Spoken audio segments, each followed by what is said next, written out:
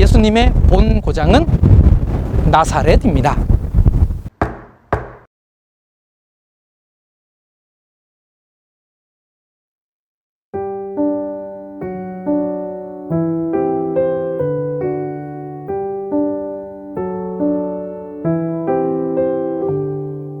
예수께서 거기를 떠나사 고향으로 가시니 제자들도 따르니라. 안식일이 되어 회당에서 가르치시니 많은 사람이 듣고 놀라 이르되 이 사람이 어디서 이런 것을 얻었느냐? 이 사람이 받은 지혜와 그 손으로 이루어지는 이런 권능이 어찌 됨이냐? 이 사람이 마리아의 아들 목수가 아니냐? 야고보와 요셉과 유다와 시몬의 형제가 아니냐? 그 누이들이 우리와 함께 여기 있지 아니하냐? 하고 예수를 배척한지라. 예수께서 그들에게 이르시되 선지자가 자기 고향과 자기 친척과 자기 집 외에서는 존경을 받지 못함이 없느니라 하시며 거기서는 아무 권능도 행하실 수 없어 다만 소수의 병자에게 안수하여 고치실 뿐이었고 그들이 믿지 않음을 이상히 여기셨더라.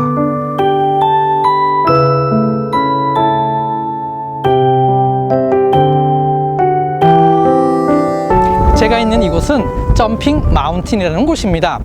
예수님을 낭떠러지에서 밀쳐 떨어뜨리려고 했던 장소로 여겨지는 곳입니다. 그래서 이곳에서 나사렛이 아주 잘 보이고 있습니다. 예수님께서는 베들레헴에서 태어나셨습니다.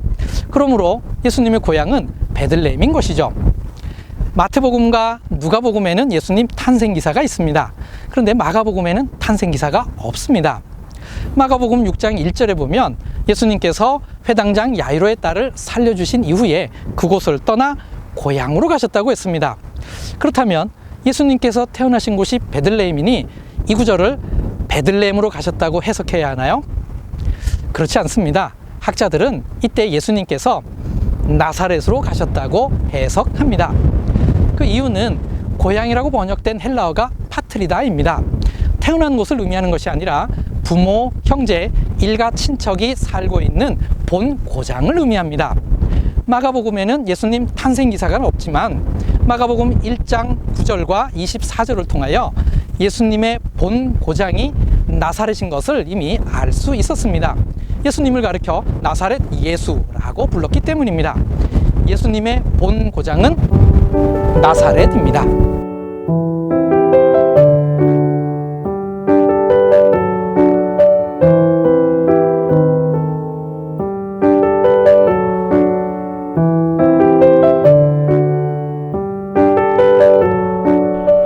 나사렛 사람들은 예수님의 부모님과 형제들에 대해 잘 알고 있었습니다.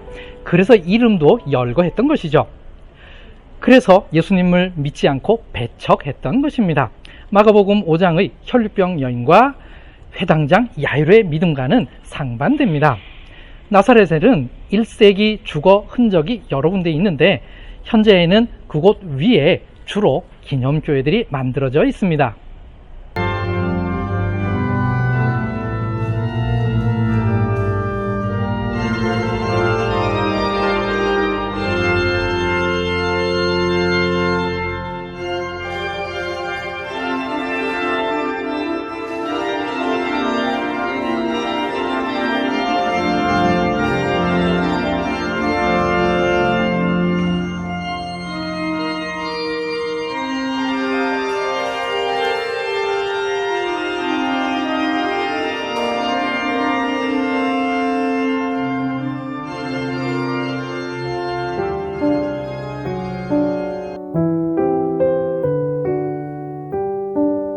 이에 모든 촌에 두루 다니시며 가르치시더라. 12제자를 부르사 둘씩 보내시며 더러운 귀신을 제어하는 권능을 주시고 명하시되 여행을 위하여 지팡이 외에는 양식이나 배낭이나 전대의 돈이나 아무것도 가지지 말며 신만 신고 두벌 옷도 입지 말라 하시고 또 이르시되 어디서든지 누구의 집에 들어가거든 그곳을 떠나기까지 거기 유하라.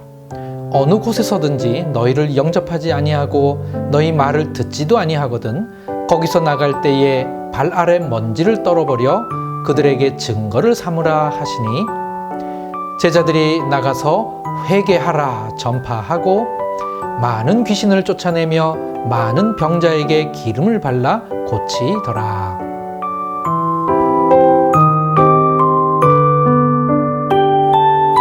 예수님께서는 나사렛에서 나오셔서 모든 촌을 두루 다니시면서 가르치셨습니다. 촌에 해당되는 헬라어는 코메입니다. 작은 마을을 뜻합니다. 이어서 예수님께서는 제자들을 둘씩 짝을 지어서 보내셨습니다. 이때 아마도 제자들은 나사렛 주변의 작은 마을들로 보내졌을 것입니다. 저는 지금 가나 혼인잔치 교회에 와 있습니다. 마가복음에는 나오지 않지만 예수님께서 첫 번째 기적을 행하신 곳입니다. 이곳이 나사렛에서 가까운 곳이므로 예수님께 파송받은 제자들이 이곳을 방문했을 가능성은 아주 높습니다.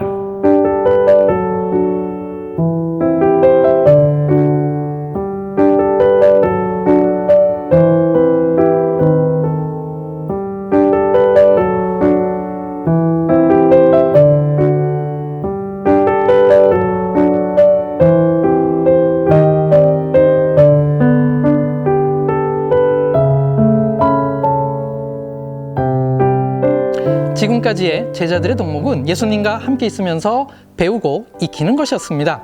하지만 지금은 예수님께로부터 보냄을 받고 가르치며 귀신을 내쫓으며 병자를 고치고 있었습니다. 이때 제자들의 활동이 어떠했을까요?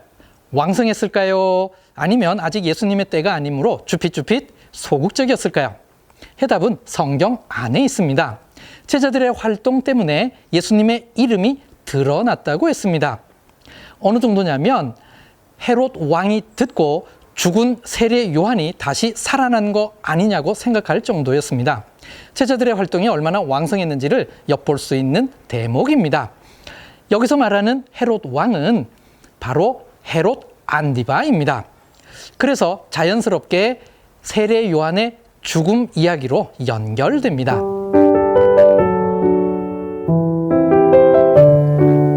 이에 예수의 이름이 드러난지라 헤롯 왕이 듣고 이르되 이는 세례 요한이 죽은 자 가운데서 살아났도다.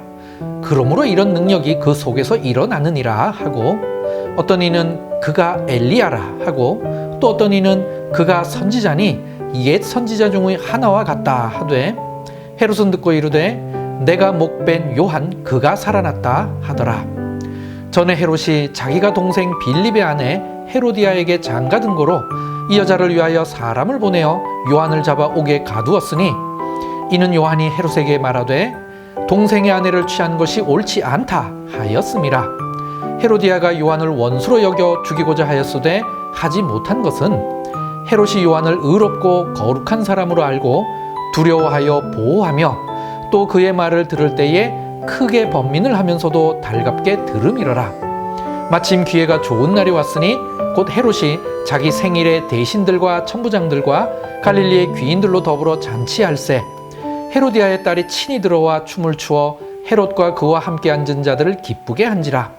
왕이 그 소녀에게 이르되 무엇이든지 내가 원하는 것을 내게 구하라 내가 주리라 하고 또 맹세하기를 무엇이든지 내가 내게 구하면 내 나라의 절반까지라도 주리라 하거늘 그가 나가서 그 어미에게 말하되 내가 무엇을 구하리이까?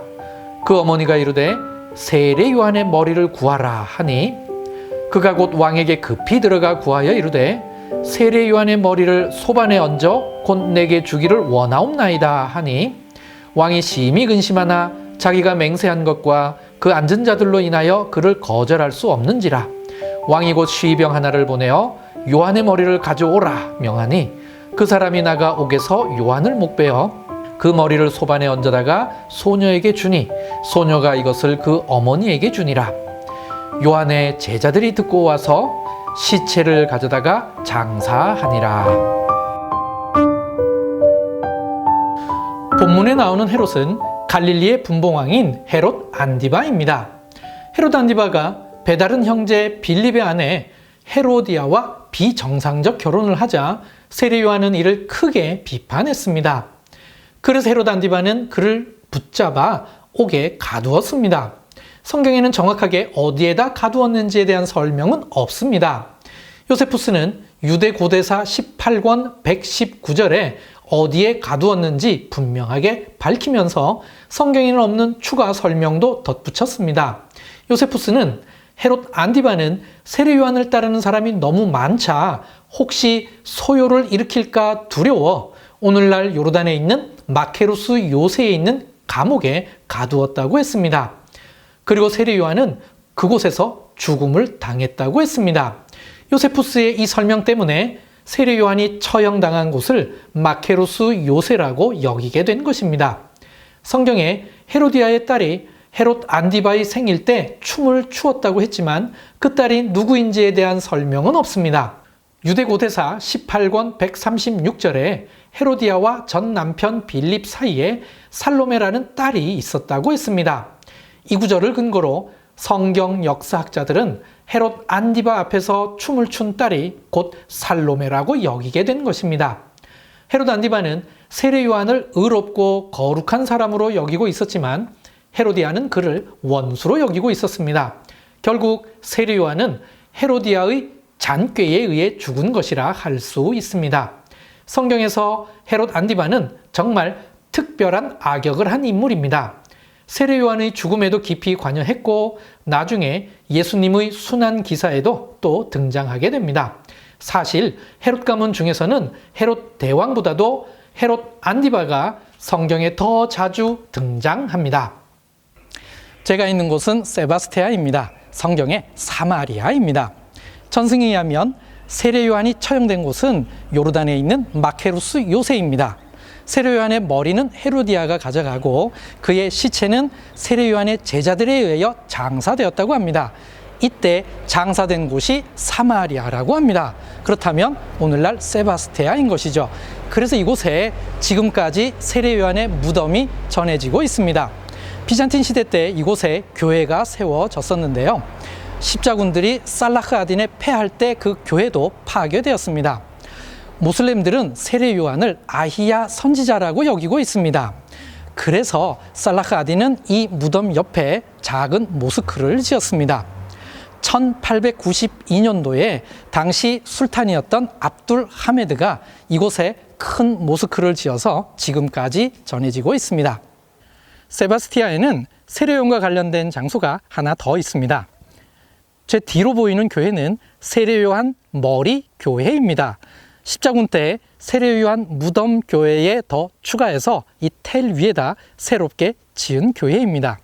이 교회 앞에는 세바스티아에서 기독교인으로서 신앙을 유지한 분의 무덤이 있는데 특별히 가장 앞에 있는 무덤은 이 교회를 관리하던 분이 안타깝게도 6개월 전에 코로나로 사망해서 이곳에 묻혔습니다.